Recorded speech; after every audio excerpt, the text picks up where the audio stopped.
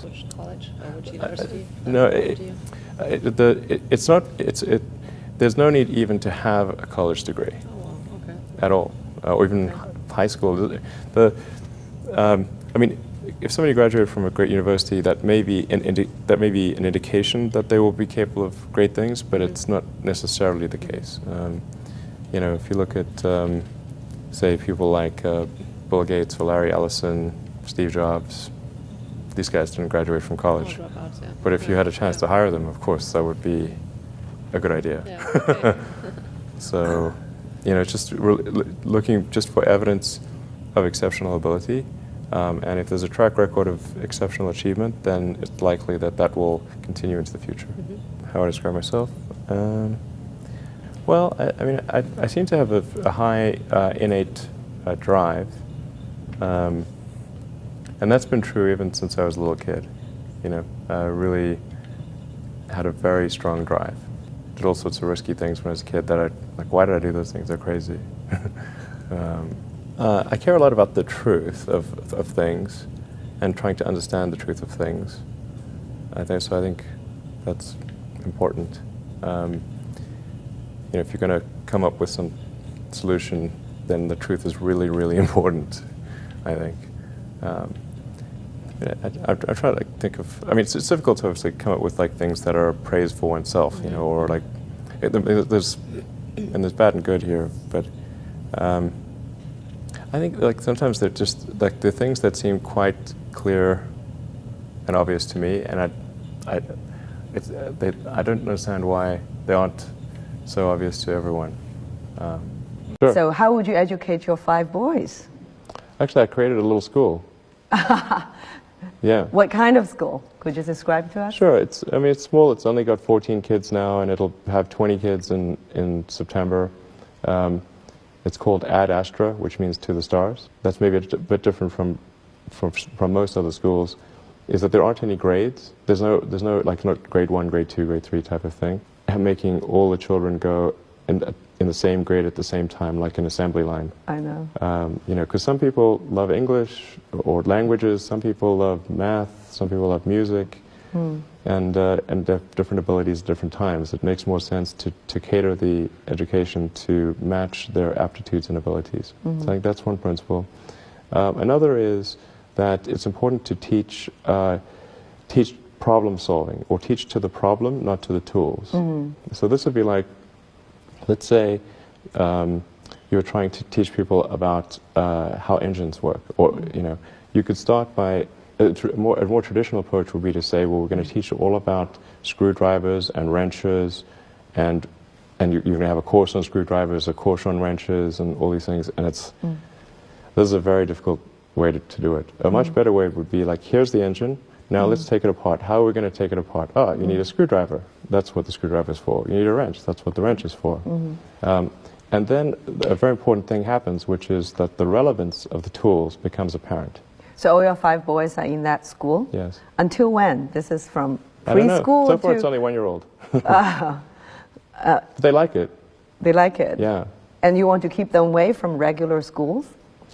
No, I just didn't see that the regular schools, they weren't doing the things that I thought should be done. Like, you know, those 2 principles, they weren't adhering to those principles. So I thought, well, let's see what we can do. Maybe creating a school will be better.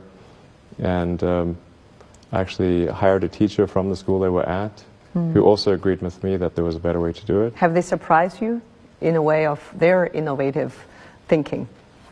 Yeah, it seems to be going pretty well. I mean, the kids really love going to school. I think that's a good sign. You know, I mean, I hated going to school when I was a kid. It was torture.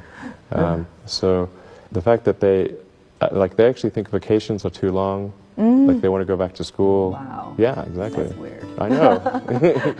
Age or people like that, what is it you have in common with them? Well, I mean, those are pretty different personalities, you know, between Gates and Jobs and Ellison. Business and success? I think you know, all 3 of those were technologists, but with different types of skills. You know, Jobs was obviously very good with aesthetics, and you know, he understood technology, of course, and he really understood what people wanted even when they didn't know themselves. And he was not afraid to break boundaries. But like say, like Gates would probably be better at sort of raw engineering and technology than Jobs, but not as good on aesthetics. But I mean, for all of these guys, they're obviously very driven, and they're very talented, and they're able to attract great people to build a company. But I mean, the ability to attract and motivate great people is critical to the success of a company, because a company is it's a group of people that are assembled to create a product or service. That's the purpose of a company. People sometimes forget this elementary truth, and so if you're able to get great people to join the company and work together towards a common goal, and you sort of have a relentless sense of perfection about that goal, then you will end up with a great product. And if you have a great product, lots of people will buy it, and then the company will be successful. Yeah. But really, it's pretty straightforward, really. I mean, yeah, that's the reason for it. I wouldn't say I'm fearless. In fact, I think I feel fear quite strongly. But if what we're doing is what I'm doing is I think is important enough, then I just override the fear. Mm-hmm. So, but it's not as though I feel it like more strongly than I would like. And in which areas would you never go full risk if you still are fearful? Well, it really depends on the stakes. If the stakes are high, if it's really important, then I will overcome the fear and just do it anyway. Mm-hmm. But essentially, I mean, drive overrides fear, but I feel the fear. It's kind of annoying. I wish I didn't. Okay. I wish I felt it less. Uh-huh. So, yeah. All these introspective questions are interesting. I don't get asked these very often. And then, like, I'm trying to think, like, what is like an accurate reply? And some of these, it's hard to evaluate yourself on these things. Mm-hmm. Which company you founded was the most risky at the start? Well, probably SpaceX. I thought it had the lowest chance of success. I mean, I thought both Tesla and SpaceX would fail at the beginning. You thought? Yeah, So, sure. Really? Of course. But nevertheless, you put all your money in that, in both. I expected to lose it. Well, technically, what I thought was, well, I'll take half the money from PayPal, and if I lose half of it, that's okay. But then, of course, the companies encounter difficulties, and then I have a choice of either let the company die or put all the money into the companies. And so I really didn't want the companies to die, so I put all the money in the companies. Yeah. And then I had to borrow money from friends to pay living expenses. Yes. What was your best idea ever? My best idea ever? Yeah. This is tricky. I suppose coming to North America was my best idea. Okay. Because I think these things would not have been accomplished almost anywhere else. It's really hard to start a company, but in particularly California, Silicon Valley is very conducive to startup companies, and so whenever I'd read books in South Africa, it would seem like the cutting edge of technology was in Silicon Valley, and so that's when I wanted to come and I wanted to move to this mythical place. Okay. And are there things you regret having done or for not having done so far?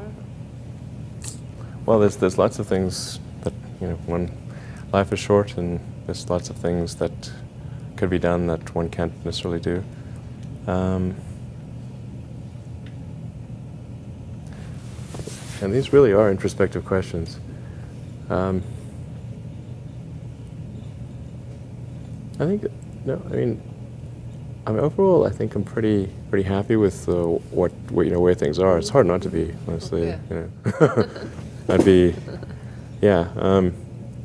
Yeah, things are in a good place right now, and I mean, I'd like to, looking ahead, I'd like to see humanity go beyond Earth and have people on Mars. That would be really great.